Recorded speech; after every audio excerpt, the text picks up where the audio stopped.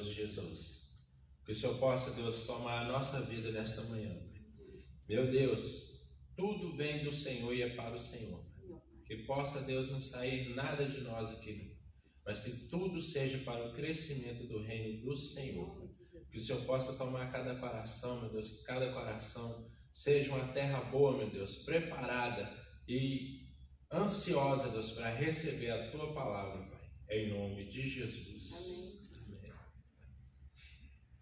Então, semana passada a gente falou um pouco, semana retrasada a gente falou um pouco sobre hierarquia, né? Sábado passado, domingo passado, a Andréia deu aula sobre jejum. Jejum é uma disciplina do nosso corpo. E hoje eu vim falar sobre disciplina cristã. Hoje a gente vai entender um pouco por que o cristão sofre pra caramba, né? Por que o cristão apanha, né? E às vezes a gente fica perguntando, mas por que isso, por que daquilo? Hoje nós vamos entender um pouco, vamos falar um pouquinho sobre disciplina cristã. O primeiro versículo que a gente vai abrir hoje para a gente poder ler é Hebreus 12, verso 6.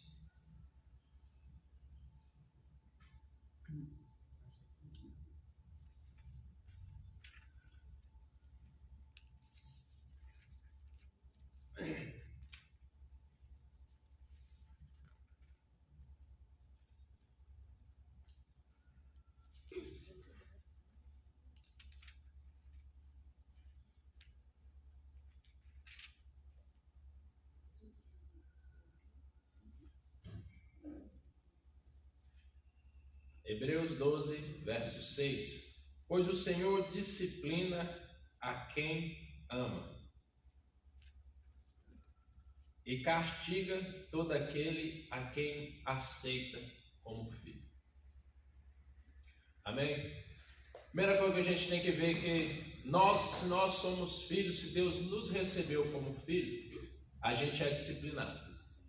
É muito comum na caminhada cristã a gente se perguntar, mas por que a gente entregou a vida para Jesus e falava do Jesus que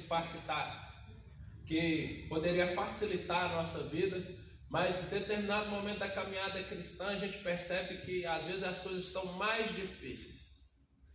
Porque como a gente tem que entender, Deus, Ele não é um Deus que pega as coisas e deixa tudo entregue de qualquer maneira. Na casa de Deus tem regras. Deus instituiu hierarquias. Deus instituiu poderes. Instituiu autoridades. A igreja do Senhor tem um pastor, mas acima do pastor tem outra autoridade, que é Deus. Mas a igreja tem o pastor, tem os líderes, tem líder de diaconato, tudo para quê? Para ter ordem na casa do Senhor. Paulo, ele chega num determinado momento do culto, onde todo mundo queria falar, todo mundo queria profetizar, e aquela coisa toda, e falou assim, opa, Deus não é Deus de confusão, não é Deus de bagunça. A casa do Senhor, todo mundo tem seu tempo para poder exercer suas funções, mas tudo com ordem e decência na casa de Deus. Na nossa vida cristã também, não pode virar uma bagunça a nossa vida cristã. E sabe, quando a gente começa, Deus nos aceitou como filho. Quando a gente começa a achar que a gente pode fazer de qualquer maneira ser um filho de Deus, Deus vai lá e nos disciplina. Aí que vem os problemas e a gente pergunta, mas por que eu estou passando por tanta coisa, tanta luta que eu estou passando? O disciplinamento de Deus é para conservar a nossa alma. Deus não chega e te disciplina só porque Ele quer, não. Não é um pai que olha para o filho e fala assim, não, hoje eu quero dar um couro no filho, vai lá e Deus tem motivo. E hoje nós vamos entender um pouco sobre os motivos que levam a gente a ser disciplinado, levam a gente a ser preparado para essa disciplina. Em Hebreus 3, verso 12. Não, perdão, peraí. Provérbios 3, verso 12.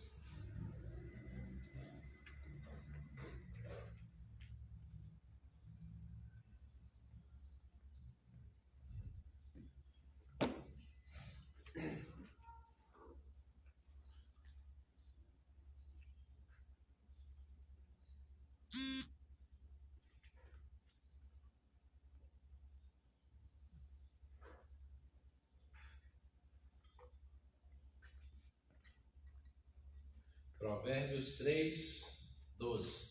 Não achou? Pois o Senhor disciplina a quem ama, assim como o pai faz ao filho de quem deseja o bem. A disciplina do Senhor, ela vem para nós porque Deus deseja o nosso bem. Deus quer que nós cresçamos com a disciplina. Um filho, quando ele vai lá, faz uma coisa errada, ele pega uma coisa que não devia, o que o pai faz? Vai lá, dá um coneiro, corrige, coloca ele de castigo. Para quê? Para que ele não faça isso mais. Porque se ele continuar fazendo isso, ele vai sofrer penas muito mais severas na frente. Deus nos disciplina para que a gente possa não chegar ao quê? A descer para o inferno. A disciplina de Deus, ela vem nos protegendo de algo pior que possa acontecer. Isso vem de Deus, da misericórdia de Deus sobre a nossa vida.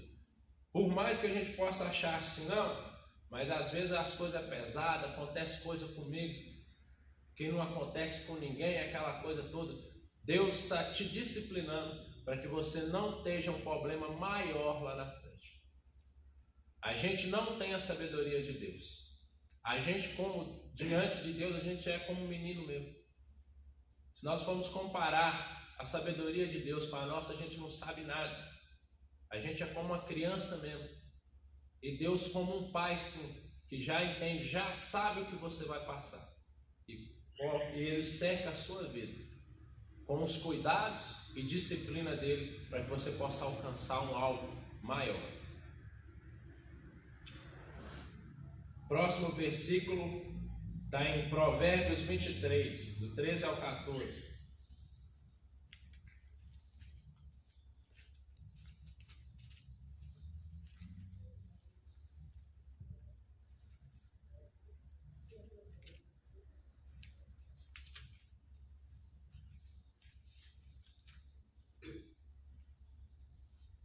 Provérbios 23, verso 13 e 14.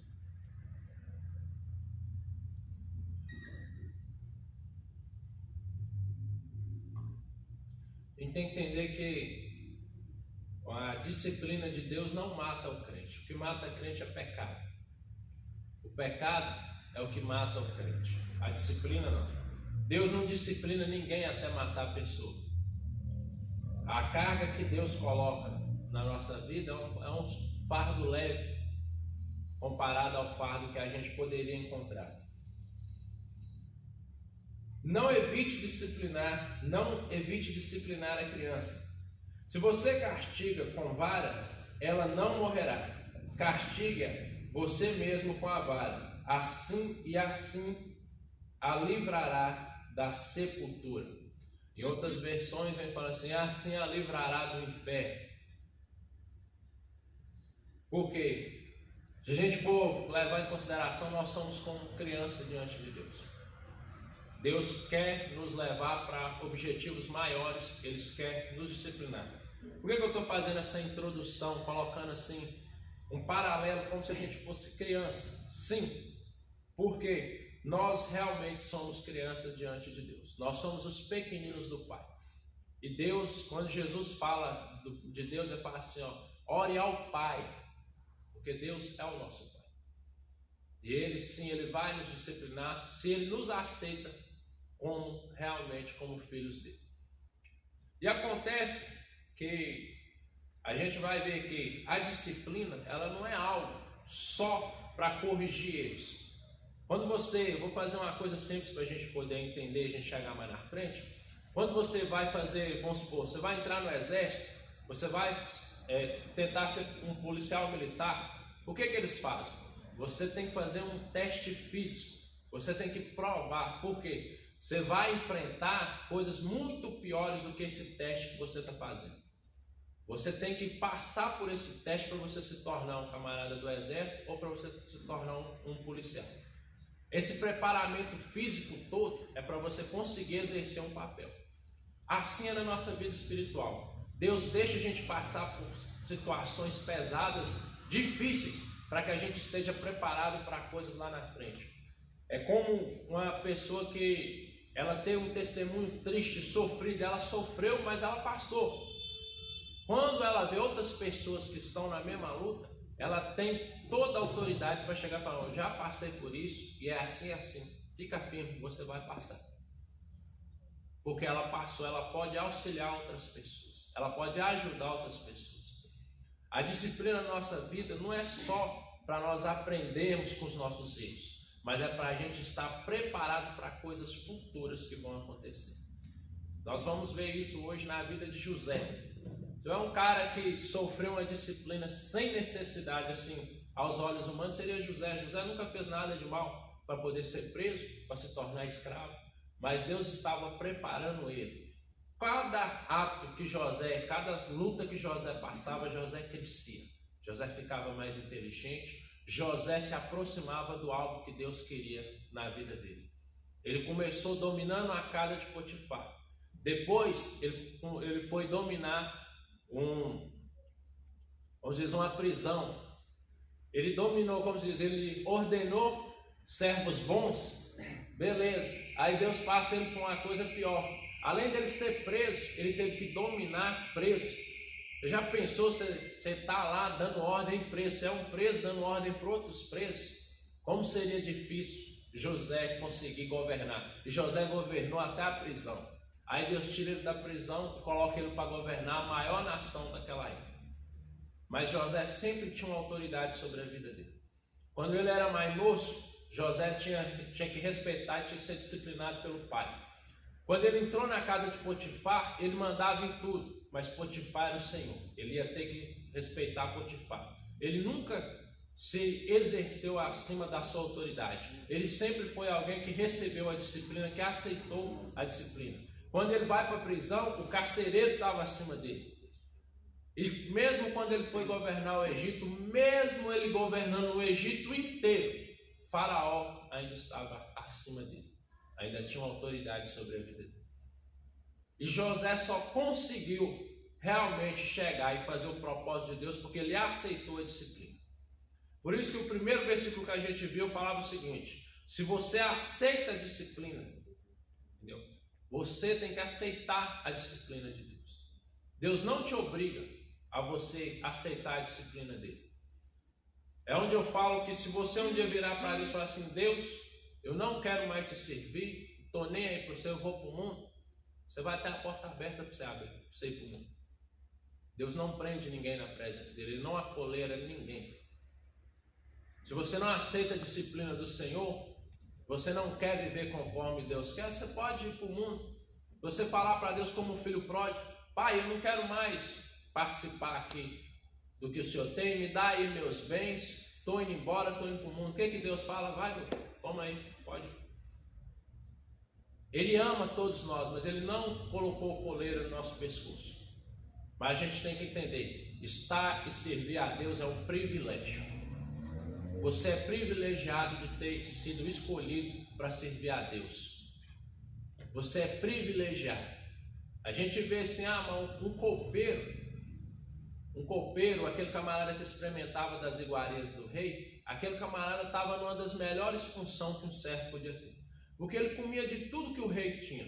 Apesar de ele ter que experimentar para ver se tinha veneno antes do rei poder comer, mas ele alimentava de toda a iguaria que o rei tinha. Sabe por quê? Porque ele era servo do rei. Nós somos privilegiados, nós experimentamos de tudo que o nosso pai tem, quando nós somos disciplinados realmente. Quando a gente aceita a disciplina, a gente entende: eu sou servo do Senhor. Tem alguém tem uma autoridade sobre a minha vida, eu não faço as coisas da maneira que eu quero. E se eu fazer as coisas da maneira que eu quero, se Deus me recebeu como filho, Ele vai me disciplinar. Para quê? Para que eu alcance o alvo que Ele quer na minha vida. Ele alcance o propósito. Para que você alcance o propósito que Deus quer na sua vida, você vai ter que passar pela disciplina. Ninguém, quando a pessoa vai lá, faz a prova, ele fica anos lá para ser advogado, fazendo advocacia. O que acontece? Para ele se tornar advogado, ele precisa fazer uma prova. Se ele não passar na prova da OAB, ele não se torna advogado. Você tem um diploma, mas você não pode exercer a função de advogado. A vida, o que aconteceu? Você é preparado na escola, você aprende primeiro as letras. Por quê? Porque daqui a pouco você vai ter que formar uma palavra. Quando você aprende a formar uma palavra, você vai ter que formar frases. Daqui a pouco você vai ter que conjugar verbo, vai ter que pôr ponto, vírgula, vai ter que fazer estrofe. É uma preparação. Na vida Deus faz assim com a gente. Você vai enfrentando cada vez, como se fosse um videogame mesmo. Vai passando a fase. Só que se você não passar essa fase aqui, você não chega bem para poder enfrentar uma fase que está maior. A disciplina de Deus, ela é para isso. A disciplina de Deus não é simplesmente para, não, você fez errado, vou te dar uma correção na sua vida. A disciplina de Deus é para te preparar para algo maiores. Deus não quer deixar nenhum filho lá embaixo. Ele quer que o filho progrida. Cada dia mais ele cresce, ele vai para frente. Deus não quer filhos estagnados, parados. O Espírito Santo, toda vez que você vai ver na Bíblia falar sobre o Espírito Santo, ele está em movimento. Deus não fica parado. Deus está sempre criando, mudando, modificando. Quando Jesus vem, Jesus falou assim, ó, meu Pai trabalha toda hora. Eu também estou trabalhando. Deus não quer filhos preguiçosos, não quer filhos parados naquele negócio. Deus quer que cada dia você aprende mais. Por isso que todo dia que você lê a Bíblia, você vai ter coisas diferentes. Porque cada dia Deus vai te ensinar, cada dia Deus quer trazer você para mais próximo dele. Cada dia Deus quer que você esteja mais bem preparado. Uma vez o meu irmão falava assim comigo, mas você vê que pastor, é o cara se tornar pastor e o cara vai e ganha dinheiro. Eu virei para ele e falei assim, mas é claro, a palavra de Deus já diz, se você quer sabedoria, pede a Deus, Deus dá. Você pode olhar aí, ó, que todo camarada aí, você vê, a maioria dos pastores, eles é formado. Os camaradas têm formação teológica, os caras correm atrás disso, daquilo. E quando a inteligência que Deus deu ele? Eu falava sobre o Silas Malafaia. O povo fala que o Silas Malafaia precisa desviar dinheiro. Já reparou tanto que aquele cara é inteligente? Se aquele camarada fosse um advogado criminalista, tem gente, quando o filho do camarada vai entrar para a prisão, o nego joga 50, 60 mil só para o cara analisar o caso dele. Quando um filho está indo para a prisão, que o cara, como um colega meu estava contando uma vez, que o rapaz foi pego com droga e ligado com um advogado bom. E o advogado falou com ele, cara, 20 mil eu vou cobrar só para olhar o caso do seu filho, porque o caso do seu filho é sério. Sabe o que o pai fez? Pagou. Ele não queria o filho dele na prisão. Aí eu penso, quando o camarada é inteligente, como o pastor Alex falou que ele podia ser um policial civil, um delegado civil, e está aqui na obra de Deus. Quanto camarada inteligente, Deus deu ele sabedoria que podia estar lá, mas o que Deus faz? Deus disciplina eles e coloca eles aqui. Aí o camarada cresce pela misericórdia de Deus, é abençoado pela misericórdia de Deus, e o povo fala que ele está desviando, que ele está roubando, que não sei o quê. Só que a falta de inteligência não mede a capacidade do camarada que está ali. Eu já vi o Silas Malafaia debatendo, e a gente pensa o seguinte, então o que aquele cara aprendeu sabedoria? Aquele cara buscou. Ele teve que passar uma disciplina na vida dele para chegar ao ponto que ele é. Você acha que ele sabe a Bíblia, aqueles monte de versículos de cor sem ter lido, sem ter buscado? Ele aceitou uma disciplina sobre a vida dele para que Deus pudesse dar a ele aquilo. Salomão, mesmo sendo jovem, ele aceitou a disciplina de Deus, ele aceitou o que Deus tinha para ele, ele falou assim, Deus, eu quero sabedoria para governar esse povo, porque eu sou jovem, como eu posso governar um povo desse tamanho na minha idade que eu sou?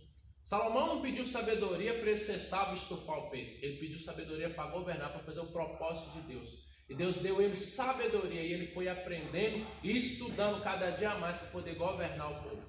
E governou a maior nação daquela época também. A disciplina de Deus, ela nos prepara para a gente poder alcançar coisas mais altas. Se você tem problema com a autoridade que está sobre a sua vida, você vai viver sempre baixo. Porque sempre vai ter uma autoridade sobre a sua vida. Quando você se tornar um pastor, se você ir, Deus te usar, e a igreja nascer, porque a igreja não é criada, e você ir, e Deus criar uma igreja, nascer uma igreja sobre a sua mão, você vai ter uma autoridade sobre a sua vida, você vai ter que respeitar que é o Senhor. E Deus não coloca filhos indisciplinados para fazer a obra dele. Deus quer servos fiéis. Por isso que ele fala, se você receber a disciplina de Deus, ele te trata como filho. Se você não receber a disciplina de Deus, Deus te deixa. Você quer ser disciplinado? Você quer os conselhos do Senhor? O Senhor está aqui para te dar os conselhos. Ele está aqui para te corrigir. Mas se você não aceitar, se não quiser aceitar a disciplina de Deus, você não quiser nada com Deus, você vai ficar aí como se diz, um insubordinado. Ele vai vir, vai estar aqui, mas não vai participar dos projetos de Deus. A palavra disciplina significa obediência às regras e aos superiores, a regulamentos. Ordem, regulamento, conduta que assegura o bem-estar do indivíduo ou o bom funcionamento. Por que a igreja do Senhor tem que ter disciplina, tem que ter regras? Porque tem que ter um bom funcionamento a casa do Senhor. Existe e é obrigatório ter um bom funcionamento da casa do Senhor. As coisas de Deus também são tudo organizadas. Não há nada de bagunça. Deus não é um Deus de confusão, não é um Deus de bagunça. Então a gente tem líderes, a gente tem que respeitar, a gente tem que ser disciplinado também por eles.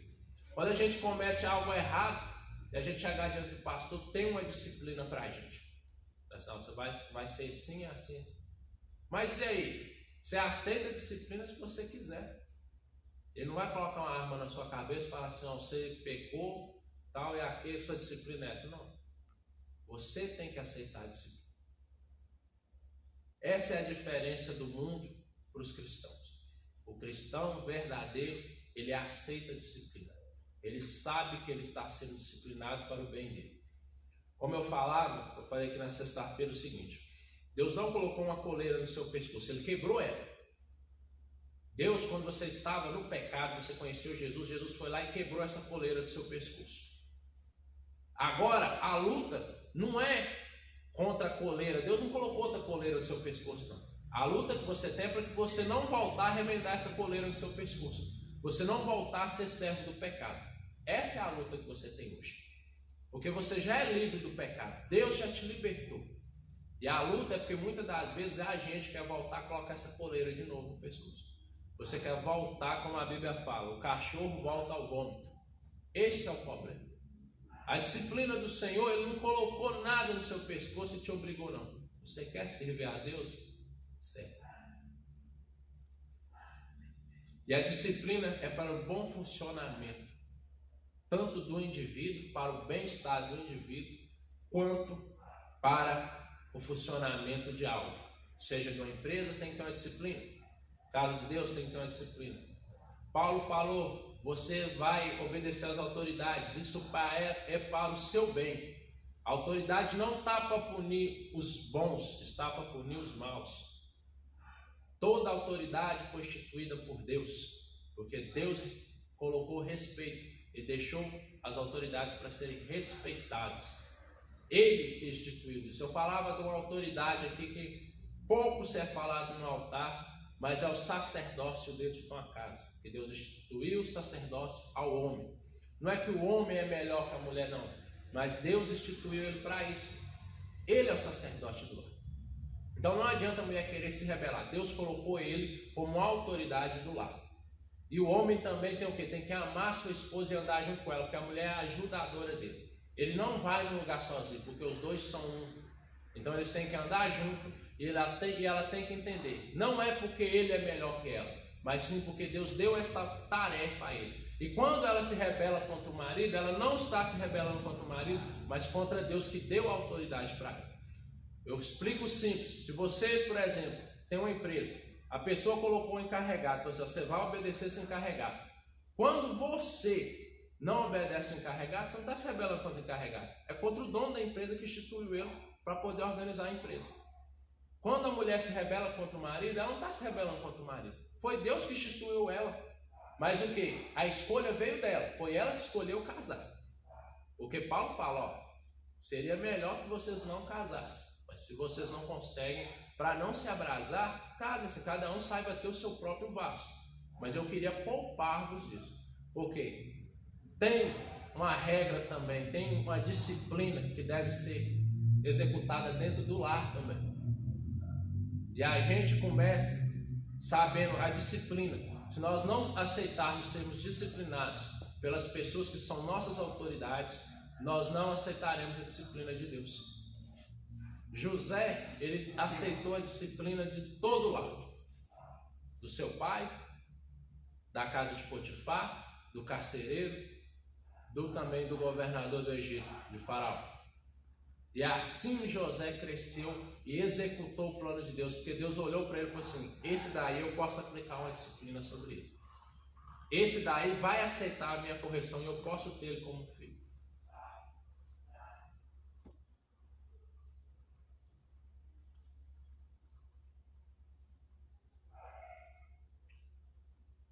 Vamos aqui, ó.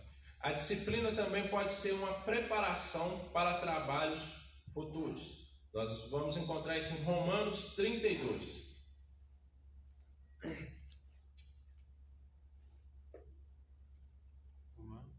Romanos 8, 32, perdão.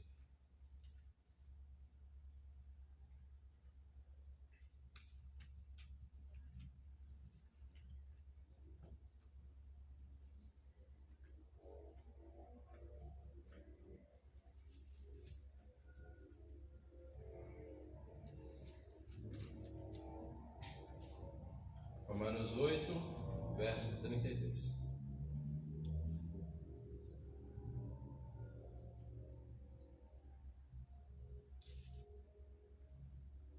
Amém?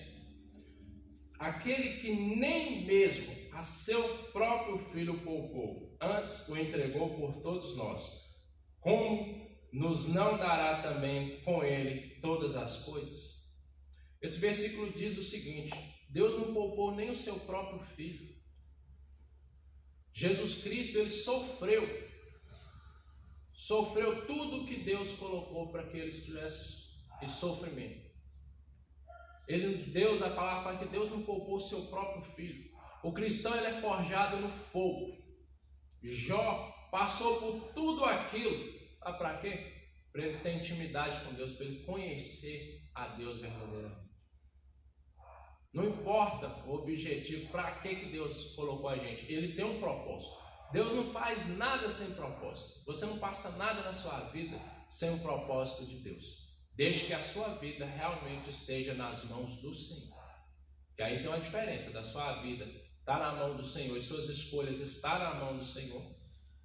Uma coisa que eu brinco com os irmãos é o seguinte: a diferença é uma coisa é você ter pulado no buraco que você quis. Outra coisa é Deus permitir você entrar no buraco. Porque quando você pula no buraco por vontade própria, você foi fazer sem a vontade de Deus, sem perguntar se Deus tinha deixado, e você entrou naquele buraco ali, aí se Deus vai te tirar é outra coisa. Agora, eu nunca vi Deus permitir igual José, que ele permitiu que José entrasse no buraco e ele tirou José do buraco. Ele permitiu que Daniel entrasse na cova dos leões, ele tirou Daniel da cova do leão. Quando Jonas, ele se rebela contra Deus e ele vaza, ele pula para o mar e quer ir para o lado contrário que Deus mandou ele, o que acontece? A baleia vai e engole ele. Deus poderia ter deixado Jonas morrer. Ele tirou Jonas do estômago da baleia? Tirou.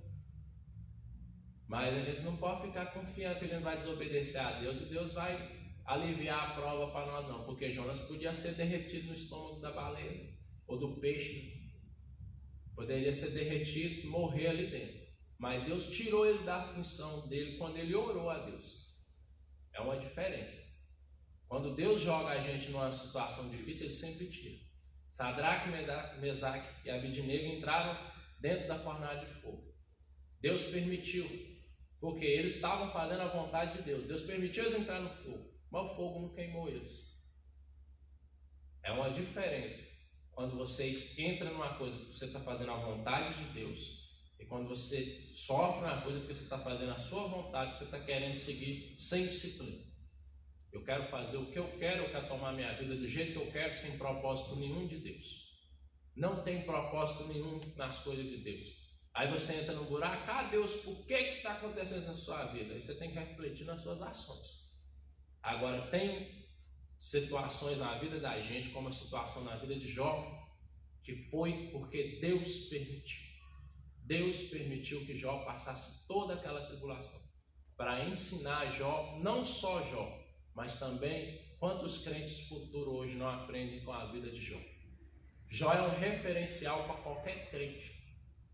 Porque no meio de tanta tribulação, no meio de tanto sofrimento, mesmo sendo um homem justo, ele passando por tudo aquilo, hoje ele é o que? Referência para os cristãos. O projeto de Deus era muito maior, ia muito mais além do que aquele momento que Jó vivia. Porque hoje nós aprendemos com Jó. Gênesis 37. Gênesis 37, verso 12 ao 36.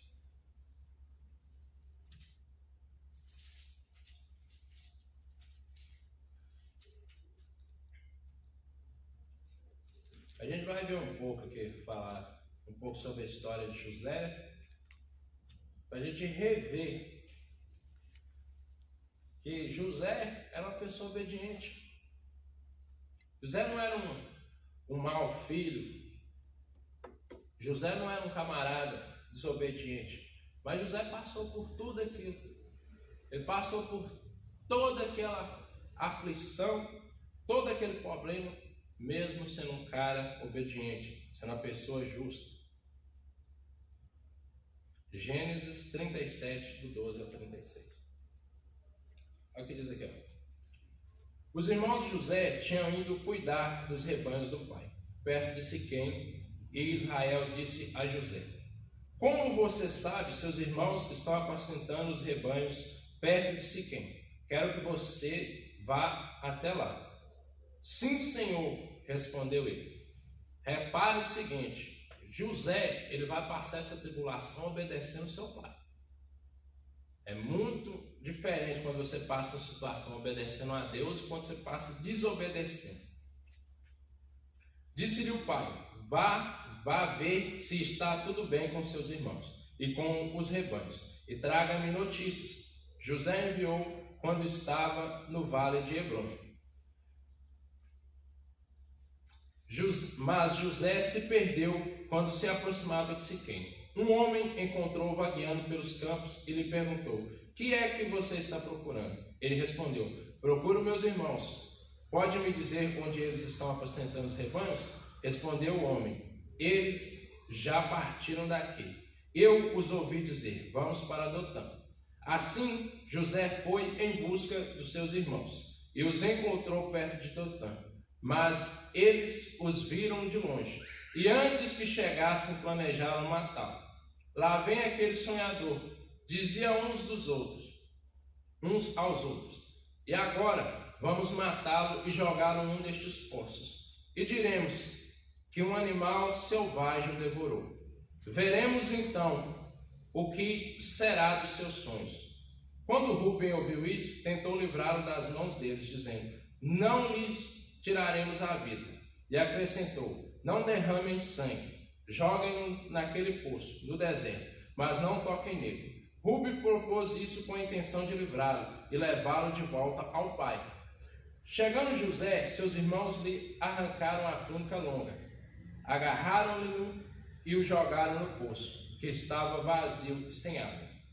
Ao se assentarem para comer, viram de longe uma caravana de ismaelitas que vinha de Gileade. Seus camelos estavam carregados de especiarias, bálsamo e mirra, que eles levaram para o Egito. Judá disse então a seus irmãos: que ganharemos se matarmos o nosso irmão e escondermos o seu sangue?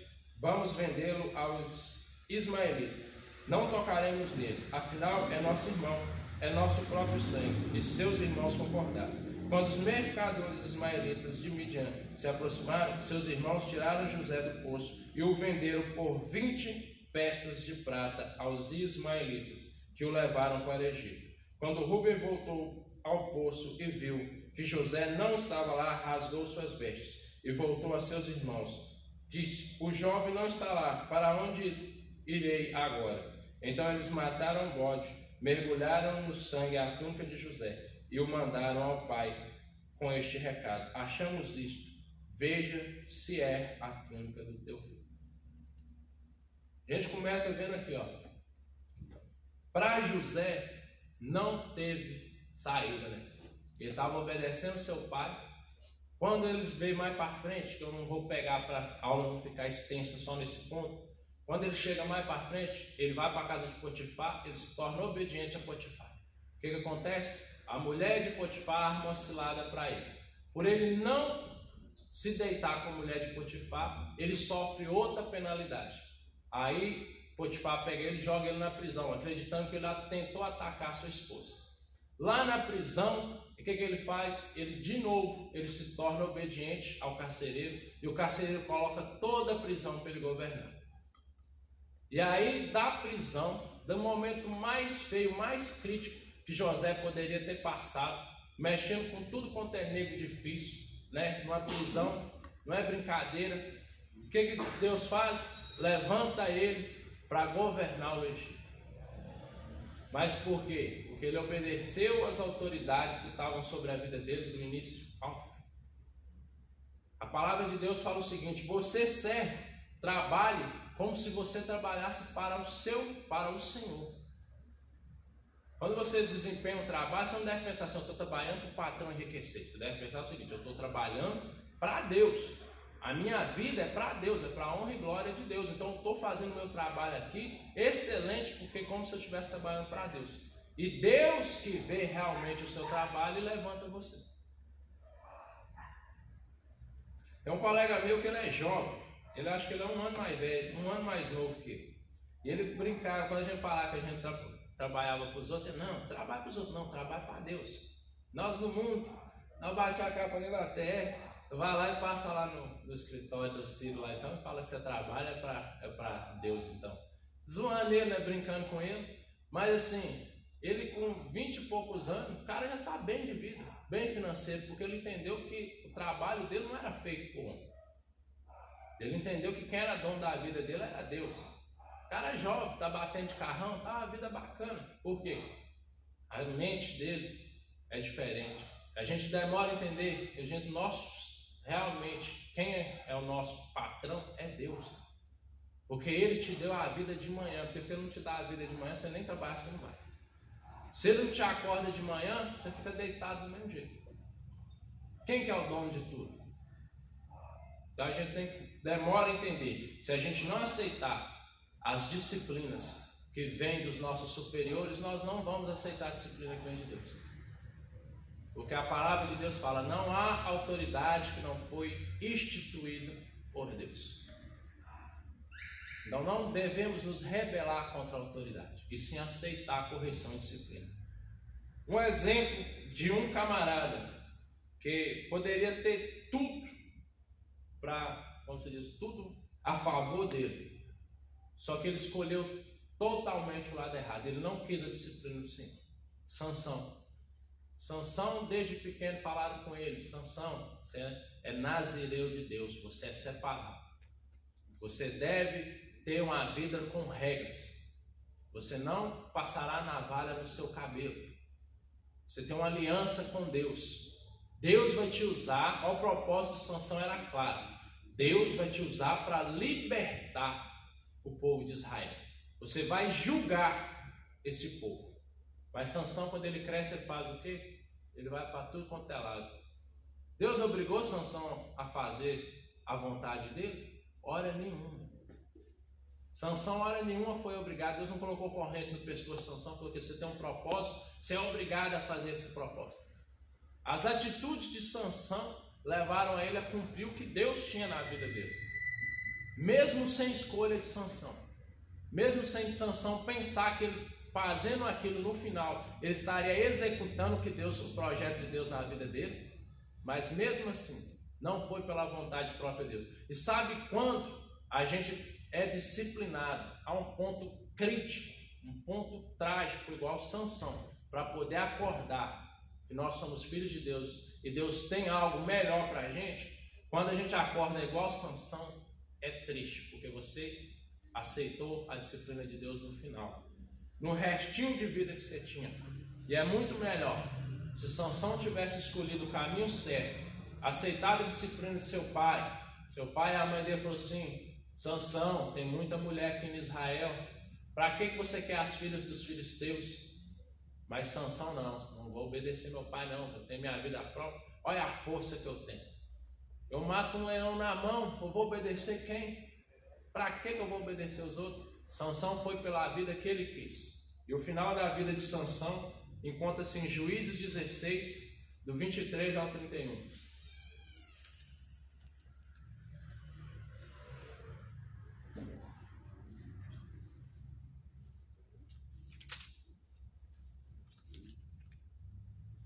Entenda o seguinte: a disciplina de Deus é para o seu bem. A palavra fala: um pai castiga o filho para livrar ele, a alma dele, do inferno. Juízes 16, do verso 23 ao 31.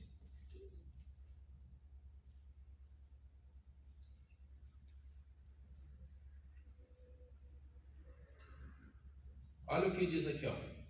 Os líderes dos filisteus se reuniram para oferecer um grande sacrifício ao seu deus Dagom e para festejar. Comemorando sua vitória, diziam: nosso Deus entregou o nosso inimigo Sansão em nossas mãos. Quando o povo viu, louvou o seu Deus. O nosso Deus nos entregou o nosso inimigo, o devastador da nossa terra, aquele que multiplicava os nossos mortos. Sansão matava o povo dos filisteus, brincando, vamos dizer assim, né? Era para ser o líder, era para libertar Israel, mas ele escolheu o caminho contrário. E olha como que ele teve que cumprir o propósito de Deus. 25. Com o coração cheio de alegria, gritaram: traga-nos Sansão para nos divertir. E mandaram trazer Sansão da prisão, e ele os divertia. Quando o puseram entre as colunas, Sansão disse ao jovem que o guiava pela mão: ponha-me onde eu possa apalpar as colunas que sustentam o templo, para que eu me apoie nelas. Homens e mulheres lotavam o templo. Todos os líderes dos filisteus estavam presentes, e no alto da galeria havia cerca de 3.000 homens e mulheres vendo Sansão, que os divertia. E Sansão orou ao Senhor, o soberano Senhor: lembra-te de mim, ó Deus, eu te suplico, dá-me força mais uma vez e faze com que eu me vingue dos filisteus, por causa dos meus 2 olhos. Então Sansão forçou as 2 colunas centrais sobre as quais o templo se firmava, apoiando-se nelas, tendo a mão direita numa coluna e a esquerda em outra, disse: que eu morra com os filisteus. Em seguida ele as empurrou com toda a força, e o templo desabou sobre os líderes e sobre todo o povo que ali estava. Ali, na sua morte, Sansão matou mais homens do que em toda a sua vida. Sansão foi escolhido para subjugar os filisteus ao povo de Israel. Sansão não queria, né? Deus não dá força, não desperdiça o seu poder. Sansão foi criado com a força, tinha o Espírito de Deus se apossava dele, e ele tinha uma força sobre-humana. Só que a história de Sansão, quem sabe, quando Sansão perdeu a aliança que estava com Deus, o que aconteceu? Rasparam o cabelo dele, a aliança com Deus foi quebrada. Não era o cabelo de Sansão que era o poder de Sansão, era a aliança que ele tinha com Deus. Quando é quebrada a aliança que ele tinha com Deus, ele perdeu a força e ficou igual um homem normal. E sabe o que eles fizeram com ele? Furaram os 2 olhos dele e colocavam ele para um moinho, puxando carga igual um burro. Quando a gente não aceita o propósito de Deus, a disciplina que Ele tem para a gente vai para o mundo, puxar carga igual burro, cego. Sansão é a figura do que acontece quando o crente não recebe a disciplina de Deus, não aceita. Ele vai para o mundo, ele fica cego, e um dia ele tem que enxergar para voltar para a casa de Deus. Mas aí ele já está com o olho furado, ele já carregou cargas. O filho prodígio, né, o filho pródigo, ele vai para o mundo e ele só enxerga que a vida dele está arregaçada quando ele está com vontade de comer bolo de comida para porco, bolotas de comida azeda. Quem já viu comida para porco? Comida para porco é nojenta. Eles deixam a comida azedar, jogam água, e ele queria comer alfarroba de comida para porco.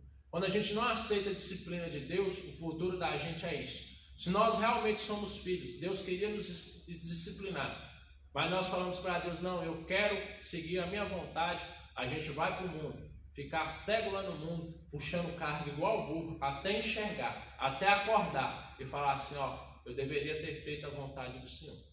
Mas eu quis a minha, eu não quis a disciplina do Senhor. A disciplina de Deus, ela nos prepara para a gente enfrentar coisas maiores lá na frente, sermos vitoriosos. A não disciplinamento com Deus leva a gente a ficar igual a Sansão, a ser palhaço do mundo, a ser escravizado. Quando eu vi uma vez uma mulher falando sobre o que aconteceu com um jovem que era pastor, foi para o mundo. Depois eles estavam lá fazendo gracinha com a cara do jovem, o jovem com roupa de mulher, todo transfigurado, e as pessoas fazendo chacota dele, lá e o pastor aí. Mais um que foi igual a Sansão. Poderia ter recebido a disciplina e ficado com o Senhor e ser honrado, mas foi para o mundo, para ser chacoteado, para ser palhaço dos outros lá no mundo. E nós, quando a gente não aceitamos a disciplina de Deus, o que a gente faz? Já vai para o mundo, se tornar palhaço do mundo. Quando eu falo, às vezes aqui sobre, assim, aqui, eu tinha vontade de fazer uma tatuagem, mas eu orei a Deus, e como se Deus faz comigo, o propósito dele me atrapalharia no meu propósito de ter uma tatuagem. Eu não fiz. Parece que é sem embasamento, né? Parece que não tem nada bíblico que poderia comprovar isso. Sansão não poderia cortar o cabelo. Deus colocou uma aliança com Sansão e ele não poderia cortar o cabelo. Você é nazireu meu, você não vai cortar o cabelo. Sansão, quando ele corta o cabelo, ele perde a aliança com Deus. A nossa vida, ela tem que ter um propósito com Deus. Uma faculdade tira a pessoa do propósito de Deus. Uma vez eu ouvi falar sobre o testemunho daquele Dr. Hollywood, que ele disse que ele preferiu a medicina, preferiu procurar a vontade dele. E dizendo que se arrepende da escolha que ele fez, porque ele viu que os colegas dele estavam tudo num patamar espiritual lá em cima, que ele viu que eles não poderiam mais chegar naquele patamar espiritual. E ele viu que a carreira dele foi a escolha dele. Ele escolheu a carreira. Se ele tivesse escolhido Cristo, ele estaria junto. E ele fala que ele se arrependeu. Uma carreira, uma vontade que você tem, pode tirar você do propósito de Deus. Uma faculdade que você escolheu. Quantas pessoas começam a fazer faculdade e se desviam do caminho de Deus? Será que se a pessoa tivesse orado, Deus, eu posso fazer essa faculdade? Isso não vai me afastar do Senhor? Será que isso daí não teria sido diferente? A pessoa não teria ficado? Porque é muito melhor você morrer sendo zero à esquerda para o mundo, mas você ir para o céu, do que você ser um dominador aí do mundo. Você ser um engenheiro bravo, você ser um Oscar Niemeyer, e todo mundo te conhecer nessa terra. Você chegar diante de Deus, Deus fala assim, eu não te conheço. Nossa vida tem que ter um propósito com Deus.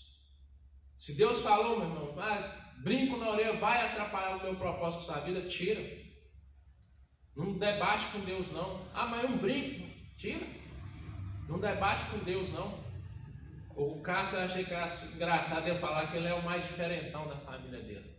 Que ele nasceu com o cabelão mais duro, que ele é moreno e que Deus já revelou ele, ou que ele ia evangelizar, ou que ele vai pregar com um povo que é parecido com ele. Por isso que ele nasceu tão diferentão. Porque ele brinca que quando ele era mais novo, ele pulava na água e ele saía da água e o cabelinho dele não entrava nem uma gota d'água. E todo mundo balançando o cabelo para lá para cá, e que ele foi na tia dele perguntar por que o cabelo dele não entrava água, por que Deus criou ele assim, e a tia dele disse, porque Deus tem um propósito na sua vida. Ele vai usar você do jeito que você é, com esse cabelo aí, que ele não vai usar ninguém para fazer, vai usar você. Ele fala que ele é assim, que ele já sabe até o povo que ele vai evangelizar, que ele é parecido com aquele povo.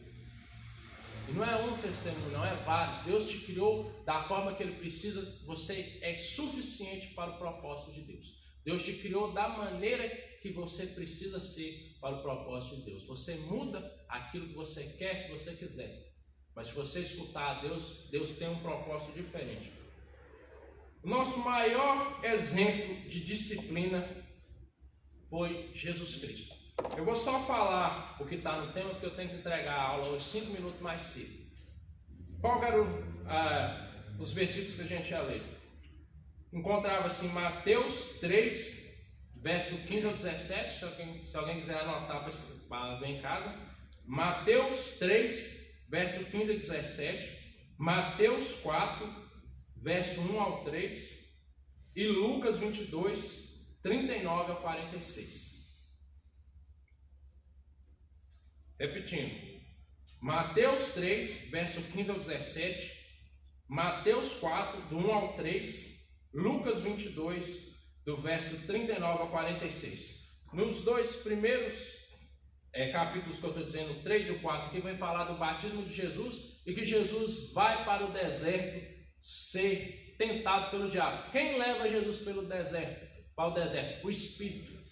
O Espírito de Deus leva Jesus para o deserto para começar um tipo de disciplina, um preparo para a vida dele. Você acha que Jesus jejuou 40 dias ali naquele lugar ali para se preparar para o seu ministério? Porque o ministério dele ia ser fácil. E quando ele jejua, quando ele sente fome, chega Satanás para tentá-lo. Só que as pessoas podem achar que isso foi a parte mais difícil de Jesus. Eu acredito que a parte de oração mais difícil de Jesus está em Lucas 22, do 39 ao 46. Que é quando Jesus ora: Pai, se for possível, passa de mim esse cálice. Mas se não for, que seja feita a tua vontade. Jesus agonizava em oração a ponto de o suor dele misturar com sangue. Jesus suava sangue, nenhuma oração. Paulo diz que ninguém chegou a esse ponto. Paulo fala: ninguém de vocês agonizou a sangue. Ninguém agonizou igual Jesus. Por isso que Jesus viveu a sua vida inteira se preparando. A André falou semana passada sobre jejum, que quando você faz os jejuns, você fica mais perceptível aos gostos. Quando Jesus ele estava lá diante dos fariseus, ele falava: veio João Batista que não comia, que era separado, que comia só o gafanhoto, mel silvestre, porque Deus deu para ele uma forma diferente de viver, uma coisa que era só para ele. Por isso que eu falo, os projetos de Deus na sua vida é só com você. Talvez uma tatuagem atrapalhe o seu projeto de Deus na sua vida, atrapalha sim. João Batista foi separado, comia mel silvestre e gafanhoto, e ele tinha uma comunhão com Deus, ele aceitou a comunhão dele com Deus. Sansão não aceitou, Sansão foi até o ponto de cortar o cabelo de Sansão. Mas o que acontece? Quando a gente vê falar sobre esses, a gente pega aqui nesse versículo 22 ao 39 sobre... Perdi um pouco aqui. Sobre a oração de Jesus, que ninguém orou até o ponto de suar sangue. Ninguém se afligiu a sua alma tanto em oração como Jesus Cristo fez. Porque Jesus aceitou totalmente a disciplina de Deus. Jesus, ele podia perceber o tanto que ele ia sofrer sem necessidade, sem ter feito um pecado no mundo. Ele ia ser chicoteado, ele ia se lembrar, ele ia sofrer por causa de um povo que muitas das vezes não ia aceitar ele, porque ele veio salvar, cuspiram nele e chicoteavam Jesus. A disciplina, ninguém teve o maior exemplo de disciplina do que Cristo. Cristo, sendo Deus, ele se despiu de toda a sua forma e glória de Deus e habitou em forma de homem. Se despiu totalmente da sua glória para poder salvar o mundo. Se subjugou às autoridades. Quando eles perguntam para Jesus, fala para Pedro: Pedro, você não paga, sei seu mestre não paga as de dracma, não, sei seu mestre não paga o imposto, não. O que Jesus fala? Vai lá, pesca lá e paga o imposto por mim e por você. Jesus aceitou o disciplinamento. Pilatos condenou Jesus, não condenou? Com os judeus. O que Jesus fala? Meu reino não é daqui, e poder nenhum você teria se não tivesse vindo daquele que me enviou. Se não fosse Deus que tivesse te dado autoridade, você não teria poder para isso. Jesus se sujeitou às autoridades e à disciplina de Deus. Nosso maior alvo, nosso maior exemplo de disciplina encontra-se em Jesus Cristo. Nesses versículos são simples, mas a vida de Jesus era totalmente. Quando eu falava lembrei agora, quando eu falava do jejum, quando a gente, por que André fala que a gente sente mais o gosto da comida quando a gente fica tempos em jejum? Jesus era chamado de comilão. Sabe por que Jesus era chamado de comilão? Fica vários tempos em jejum e depois quando você vai comer, o que acontece? Alguém já ficou aí 5, 6 horas de jejum? Você que é acostumado a comer? Quando você vai comer, meu irmão, você come tudo que você vê pela frente. Eu ranquei dente esses dias atrás e eu como toda hora. Eu não sei regrar comida não, direto eu estou comendo. Só como eu estava com o dente assim, eu não podia comer uma comida mais sólida, eu tinha que comer só macarrão.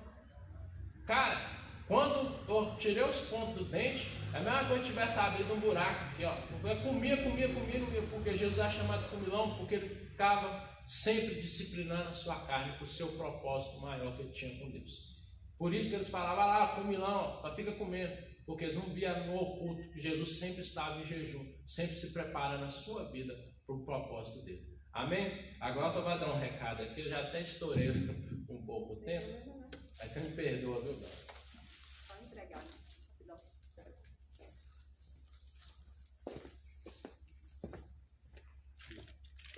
É só entregar, né, a nossa lembrancinha, né, da gincana, né, da escola bíblica, que a gente sempre está presenteando, aqueles que nos presentei também com a sua presença, né, e nesse semestre, quem foi o sortudo, né, quem mais compareceu à escola bíblica dominical,